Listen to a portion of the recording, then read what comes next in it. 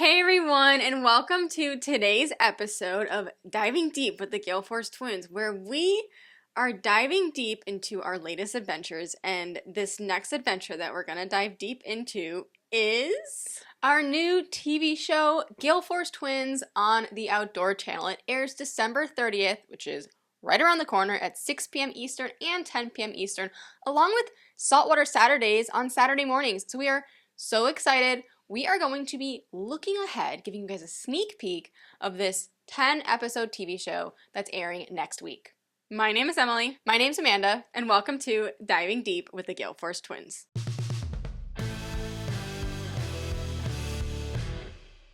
Before we get too deep into the show itself, I think we really need to take a moment and sincerely thank you. I don't care if you sat down and watched something for 3 seconds, if you liked, if you commented, if you followed, or if you physically showed up at a boat show and bought merch. On any capacity of any support, we sincerely thank you. Because it's just, without the following and the support, this our TV show would not be happening. Yeah. So we must, whether you started following us when we were docking sportfish boats before our YouTube channel in Key West. That was just like Facebook videos. If you started following from the Facebook days, you are an OG.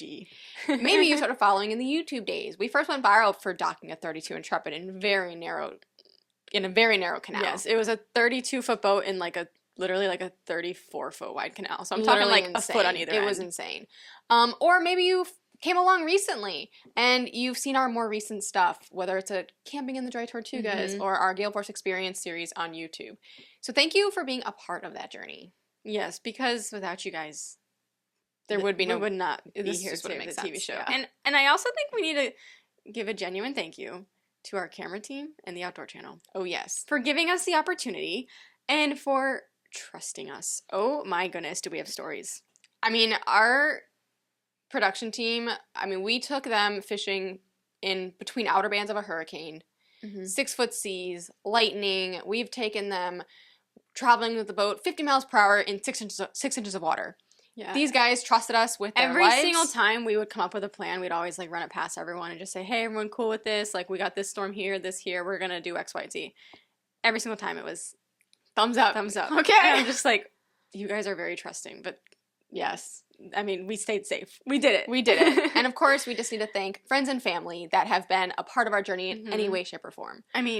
Not to mention the amount of times Gale Force parents have dog sat between the dog sitting, whether it's somewhere to put our boat, whether it's, oh my goodness, I could go on and on about all the help. It takes a village. It takes a village. Yeah. So thank you to everybody that's helped along the way.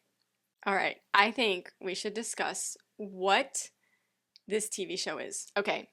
Yes. So this show is a travel fishing show that the fishing takes us to our destination, but every destination we visit, we don't just fish. We fish, we dive, we experience culture. We immerse ourselves into the destination. Yes. So on some of these episodes, fishing isn't even my favorite part. Yeah. On some of these shows, my favorite part was maybe the spearfishing, or it was the cooking. We do cooking, which was super fun. Dove poppers are officially my new favorite. I think that's going to be our Christmas Eve dinner now. Oh yeah, I still have Dove in my freezer. We have Dove poppers in our freezer that's vacuum sealed. Christmas Eve dinner. Jalapeno prosciutto wrap, not bacon. We do prosciutto wrapped jalapeno Dove poppers. It's going to be so good. Delicious. So it's a travel show, right? Can you list off the top of your head everywhere we've been? Okay, I'll do my best. Okay, let's see. We have visited Key West, the Dry Tortugas, Big Pine Key, West Palm Beach, Freeport, Chub Cay, Guatemala for 2 episodes, North Carolina, and South Carolina. So dang, that was impressive. You just went straight through it. I don't think I could have done that. I got it. Well, because remember I did our show sheet every shoot. Yeah. Every single show we had what we called it a show sheet, and what it was basically a 10-day itinerary. And every shoot was 10 days, and every 10 days was 2 episodes.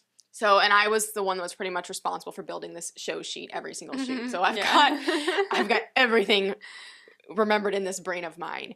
And we went to some really amazing locations. We called this our semi-local season, Caribbean, Bahamas, Up the East Coast to Coast. Florida, and then down to Guatemala, which Guatemala is just like hopping. it's our home away from home. Yeah. We go every single year. We have a ladies fishing trip. It's happening in May this year.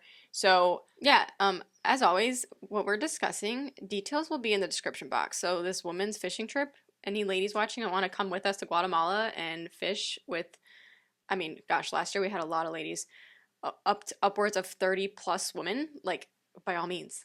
come on down to Guatemala with us. I have a question for you, Amanda. Okay, I'm ready for it. I want to hear, let's talk about a high and a low of this entire season. So we filmed from May all the way through September.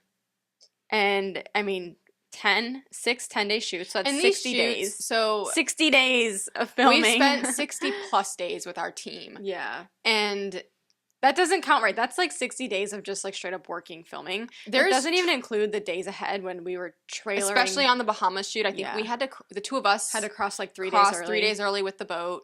And then I think we ended up leaving a day early too because of the weather. And then, we trailed the boat to North Carolina. That took 2 days. Then we trailed it home from South Carolina. Carolina. That took the 2 day, days. yeah. So, yes, it was 70 plus days of working with the boat on the water, filming, and so there were a lot of highs and lows. Yes. A lot of emotions. So A lot of emotions. okay. My low. We'll start there, and then we'll do Okay. highs. Okay. Okay, my lowest moment of this season would be, so we had what we would call a lot of this season was like our intro season, so a lot of it was home waters for us. Yeah. So our home waters is the Florida Keys, we call that our home waters, and Palm Beach Inlet is our home inlet. So we're doing one of our home water shoots, which was Palm Beach.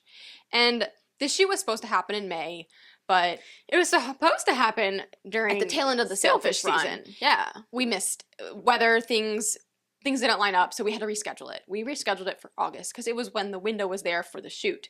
That was in hindsight, like hindsight's 2020, like not the smartest move. But No. So peak hurricane season.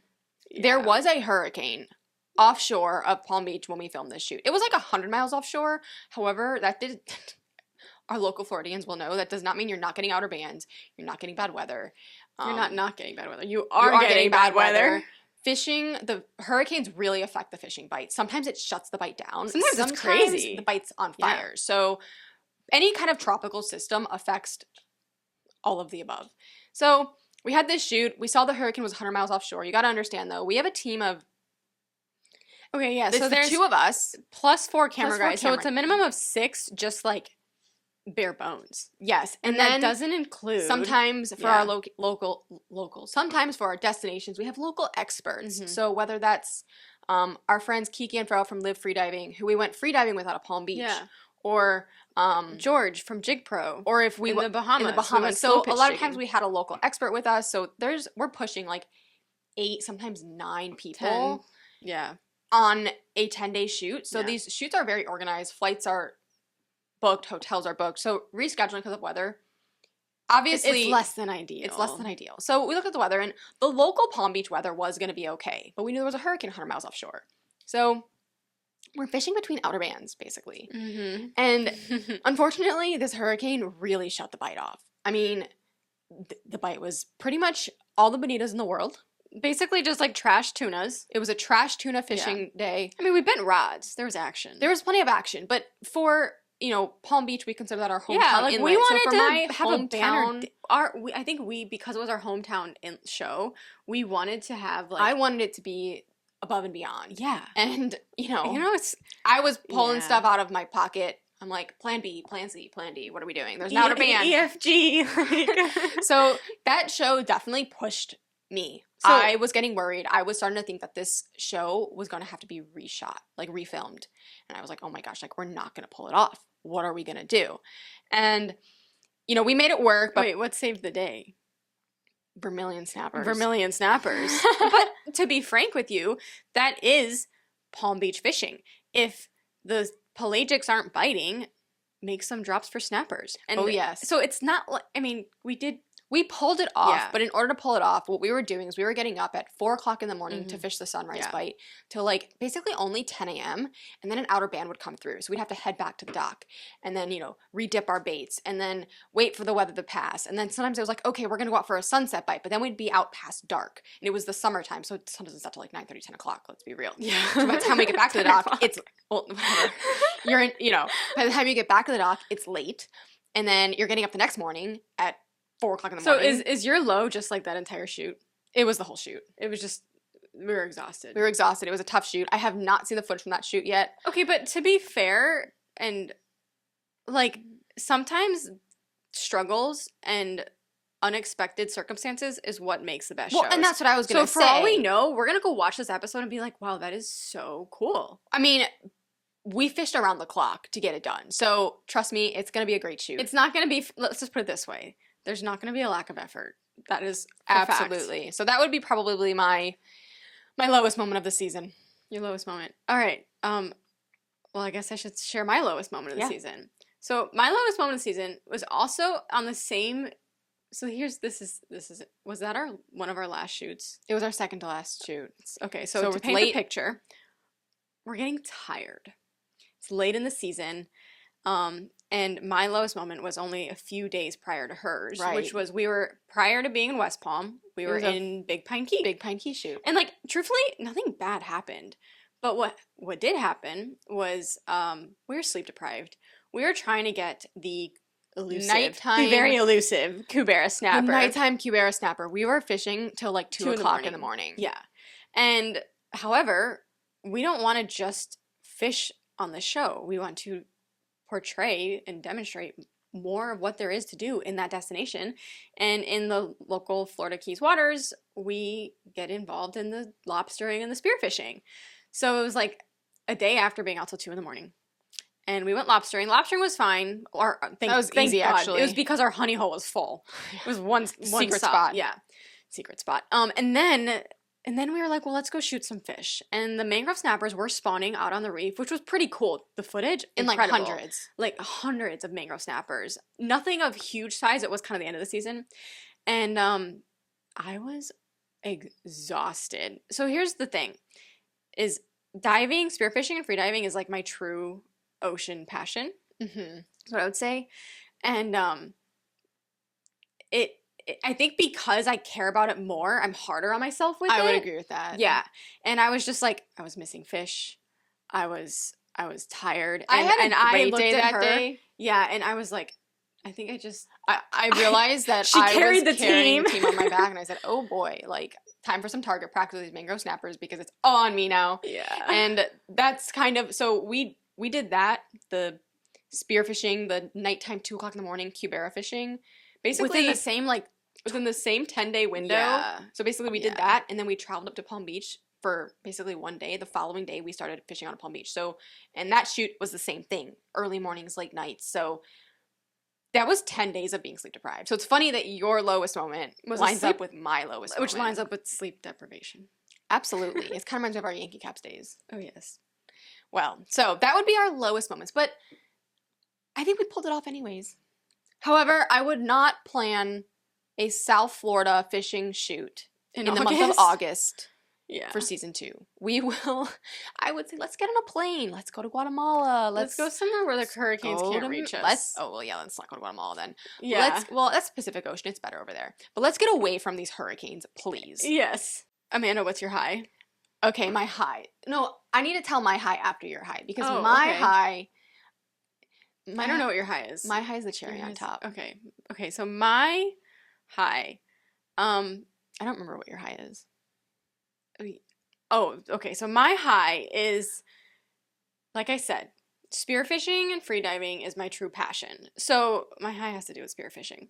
But the thing is that when it comes to fishing, even though we love it, I would say like 90% of when we fish was always to get a paycheck of some sort. It was always for work. Yes. So, So we learned to fish and fell in love with fishing through working on the water. yes. It was not a huge hobby of ours prior to working. It was a little bit, but like not a lot. So I would say like probably like literally like 5 to 10% of the Which, time that let's we be fish. real, Yeah. the fact that we get to do this for a living is the coolest thing ever. Oh, We have the yes. coolest job, and the older I get, the more I appreciate my job. Yeah. Oh, yes. 100%. Sometimes I think about it, I'm like, This is what we is do what I for do a for a living. living. This is crazy. It's wild to think about. But yeah, I agree. so like Spearfishing and free diving and diving, that's that's my like, true passion. that is, oh yeah, that makes my heart flutter. Yeah, it's like it scratches my itch, you know. So, yeah, we were in Freeport and we were spearfishing, and I mean, basically the high moment was my personal best yellowfin grouper in the Bahamas on pole spear. It was a huge grouper, and it was just like the conditions were not perfect. There were storms everywhere. I remember we were fishing Yeah. between lightning storms. Like we were off of Freeport and we looked to, you know, The north, The north. and it's like lightning. We look to the south, and it's lightning, and we were in this little pocket, and we're like, We're like, we well, can't really go anywhere because we're so stuck. let's just get in the water. And we get in the water and there's this really massive yellowfin grouper rocked up, and because we have pole spears, not spear guns. Spear guns are illegal in the Bahamas. I think we put 2 spears in it. I think I speared it and then you went down and did a second spear. It was a big fish, and it was a small hole that we had to like kind of like Yes, it was maneuver like to- sciencing this hole. yeah, I don't know like if that's a word. it was it required truly critical thinking. Okay, so like this is where the fish is in the rock. There's access to it with a hole this big. Your pole spear will fit through that. But the fish But won't. the fish won't. Okay, so spear it through there. That's going to be like the kill shot.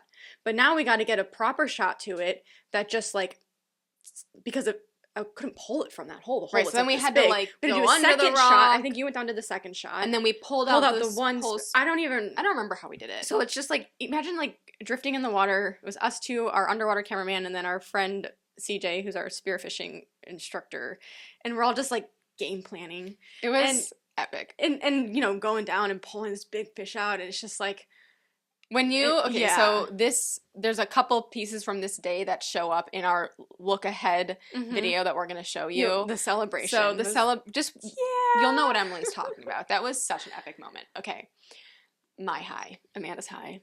So my high needs a little bit of a backstory. Okay. So I'm going to go ahead and say my high was the very last night of our entire Aw. season. So we fished for, That was a good night. 70, or we were with this group of people for 70 days, I would say, or more, not including all of our weekly. That doesn't even include our like weekly every Zoom weekly calls and bi-weekly. daily text messages. Yeah. So, we're really getting to know everybody. We're traveling the world with these people. We're sleeping in hotels. We're sleeping in tents. Yeah, camping. Like, camping we're in 90 camping. degrees. We're sleeping on a boat. I mean, we really got to know each other. And thankfully, we all really liked each other. Thankful for that. Okay, so it was very early in the season. I'm going to paint the picture first. So it was very early, and I remember it was like the first or second shoot. When we're not allowed to play music, obviously, when we're filming. Wait. Are you going to share about Pink Pony Club? Oh, yeah. We're sharing Pink Pony Club. Okay. Okay. Okay, So, okay. okay. You go with this. Fun fact is, I would say Gale Force Twins TV production team is called the Pink Pony Club. Okay, so wait, hold on. Here's the thing. So we obviously, like, running the boat, we had our phones connected. Right. So it's just like our music playing. And I think it was like on the halfway into the second shoot, I kind of like looked around and I was like, what if these guys like hate our music? What if they're like, what are we listening most to? of it was like country music, but then like there'd be like Pink Pony Club in there. And I was like, oh, is this like super girly music? So between fishing spots, we would play music. And on one of the shoots, Pink Pony Club came on. It was just kind of in passing. And, later that day, I think we were like, hey, are you guys okay with our music choice? Yeah. And Baker, our head producer, he's like, yeah, it's been great. I mean, I heard something about a pink pony, though, or something. And we all started laughing. We're like, oh, yeah, that's the Pink Pony Club song. Okay. So that's how Pink Pony That was started. like the start. That was the start. That was the It was the first. seed. That was the foreshadowing. Yes. Okay, Foreshadow. fast forward, I think it's the next shoot or a little bit later. And we are doing that yellowfin grouper. We had Yes. just got that yellowfin grouper, and these storms came in. I'm talking like 6 foot seas. 6 foot seas. This was the roughest conditions we had been in with that boat for the first time. Yeah. And this is a hybrid, so it's got low gunnels. I mean, it handled well, yeah. but it was intense and it was a And little nerve wracking. Your part first of, time. Yes, part of the problem was that our camera boat and our support boat, it was a 37-foot catamaran, and following a cat's wake, like to try to break up the waves, is just not very ideal. So It doesn't do a lot. It didn't help as much. We tried it, and I was like, this is not working. It just became more of a slosh. So we Yeah. ended up not running behind our support boat Yeah. and just kind of running in a little bit shallower because we could get shallower than the support boat. But it didn't mean, it was nasty seas. I'm talking like the waves were so high, like over my head, that if I looked to the right, all I saw was water. If I looked ahead, all I saw was water. Okay, and we're obviously going to have a video of this show up, but I'm going to say that anytime you look at rough seas on video, I am telling you, multiply it. Yeah. Rough seas do not translate on camera. So I'm riding the boat. It was so rough that I couldn't take my hands off the throttles or the wheel. And I had CJ was next to me, and I had him like managing the coordinates, like help, like just talk about the mental load. The mental load of running a boat in rough seas is like how long do I have to put up with this? How long do I have to sit in this? Basically, we were fishing out of Freeport, Grand Bahama, which is an island with a ton of like little inlets. Along the way, and every inlet was like an extra 5 miles or something. And every inlet like is normally like a different hotel or a different resort. Right. And I told CJ, and I was like, hey, just like put the go-to for me to like the next inlet, which was supposed to be the home inlet. Well, first of all, I was way off, and he did the closest inlet, which was like 2 miles. Okay, we can. And I'm do like, this. okay, 2 miles, I got this. We get there, and I'm like, CJ, like that's not our home inlet. He's like, oh, sorry, next one, 2 miles. Okay, we got this. We got this. So it was like so emotionally taxing. Of every time we'd go 2 miles, I was like, yeah, we did it. Nope, and so false alarm. We had a lot of people on the boat for this one, so that's why. So if I had been next to you, because I knew where we were going. You were just standing behind. I was standing behind you. If I had seen that, like, I didn't realize that she was having CJ do it, and like I said, this isn't CJ's fault because CJ was just a member on the boat, and we were like, just pick the inlet. If I was next to you, I would have probably realized, been like, oh, no, that's not the inlet. There's like 5 of them, or there's a bunch of them along the coast of the Bahamas. So, and then you had our camera boat operator, or you had like another captain to your right, because when we're in the water with CJ. Yeah. And then there was a lot of people on the boat. So I was in the back. I didn't really see what was going on with the charts. And I'm like, I could just feel morale. Oh, I think I handed you my phone. And I go, please play good music. Play music. Like, I need help mentally, emotionally. So I grab the phone and I start playing like tunes. And I decide I'm going to blast Pink Pony Club. That was the moment that everyone was like, wow, What also made it the moment was our head producer on the shoot, Baker. He was sitting basically in the like transom seat on the boat and filming Pink Pony Club blasting, going through these huge rough seas, and then he sends it to like our office, our outdoor channel office team. So then like everybody gets it, and it just ever since that day, like Pink Pony Club. So what happened then was Pink Pony Club became our theme song for any time that there was rough seas, a slow bite, morale was low. It was 2 o'clock in the morning. We were two-barrel fishing, falling asleep. Pink Pony Club became the theme song. And so on our very last night of our shoot, here we go. Here's your pink pony. We gave every single one of our team members a pink pony, and we had the best time. We had a big seafood boil. So the shoot was in South Carolina, the last shoot. So we seafood boiled with blue crabs, fresh shrimp that we got from the shrimp boat. Oh, that was good. We made flounder, red drum. That was also the night we made jalapeno dove poppers. And we had been dove hunting right before that, so we had dove with us. So we made jalapeno dove poppers, and we basically had a feast with our team. We celebrated that the Gale Force Twins TV team is called the Pink Pony Club. And that would be my high of the season. That's a really good high. All right.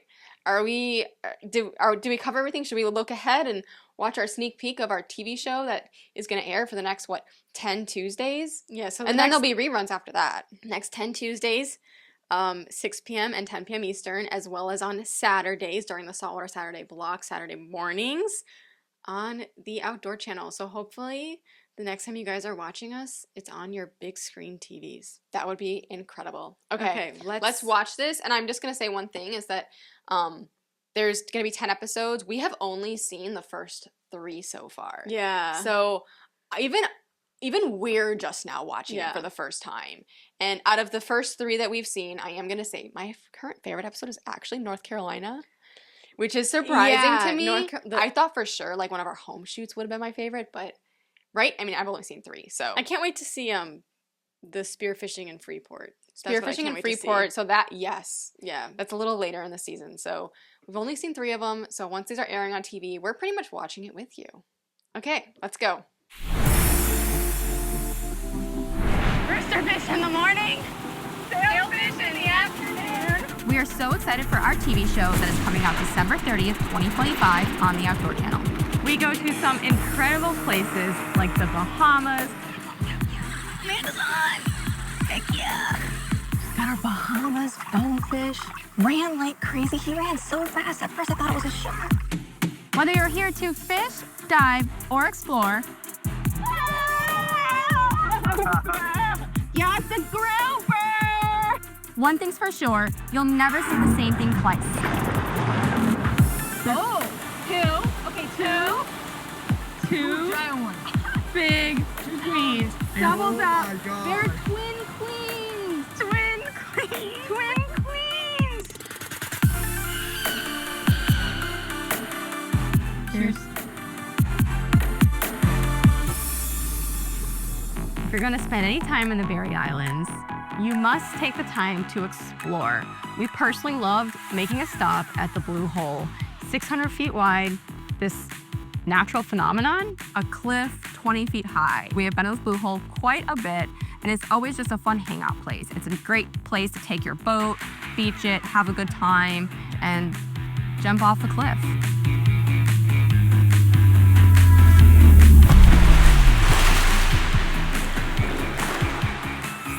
Guatemala.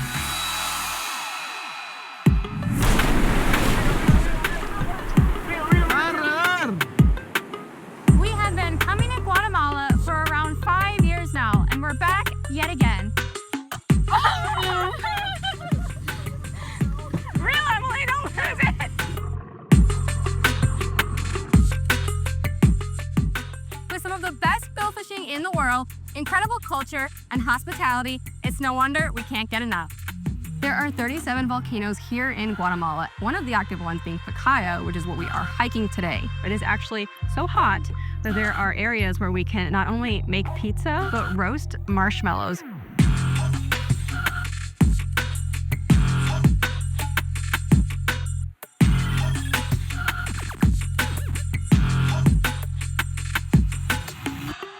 We are tripled up on sails.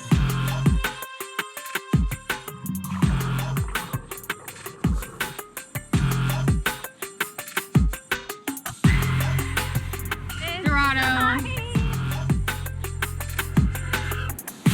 Of course, the Florida Keys. I just want to get one fish to the boat.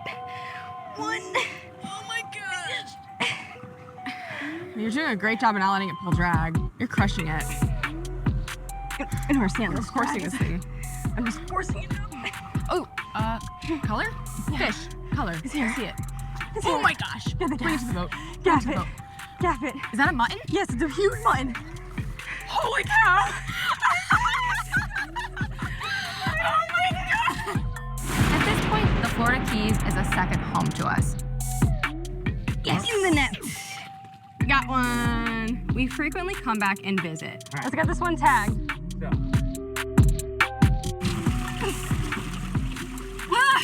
That's hard.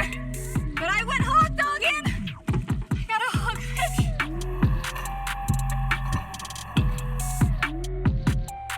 We got up bright and early and left the dock at the crack of dawn to make the 70-mile run to the Dry Tortugas.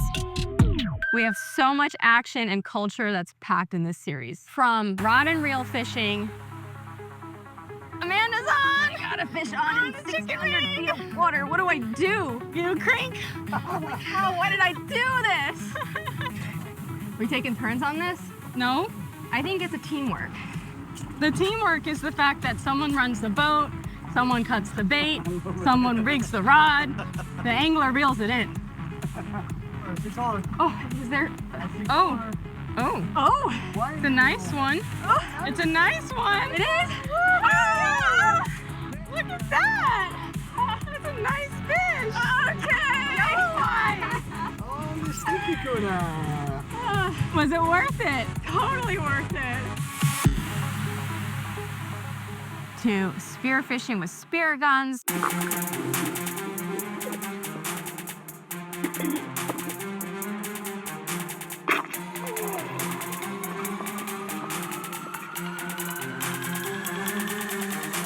pull spears. That hogfish was a quick, awesome shot. I immediately saw 2 hogs. Originally, the male was closer to me, so I was going towards that male hogfish, but it started to swim away. And I waited because there were 2, and the female came right into my line. So I was like, okay, I'm gonna take the shot at the female. Heck yeah! We'll take that. Hogfish! Woohoo! Heck yeah! Nice female. So I ended up spearing the female, and we got a hogfish really quick. To underwater snorkel fishing, which is essentially underwater pan lining for your fish. We targeted more snappers, but we especially targeted a really nice red grouper. Stay tuned for December 30th, 2025 for our new show on the Outdoor Channel.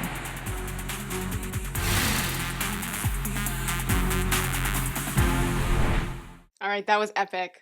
I cannot I'm wait so excited to see this come to life because, like I said, we haven't seen a lot of this yet either. So we're going to be watching it with you. Is that it? I think that's it. All right. Thank you guys so much for being a part of our journey. And we hope that you're watching next Tuesday. It's in a week, right? Yes, literally. Tune in next Tuesday, December 30th on the Outdoor Channel. Details in description box, as always, on where to watch it. In the meantime, We hope you get out there, have fun, and stay safe.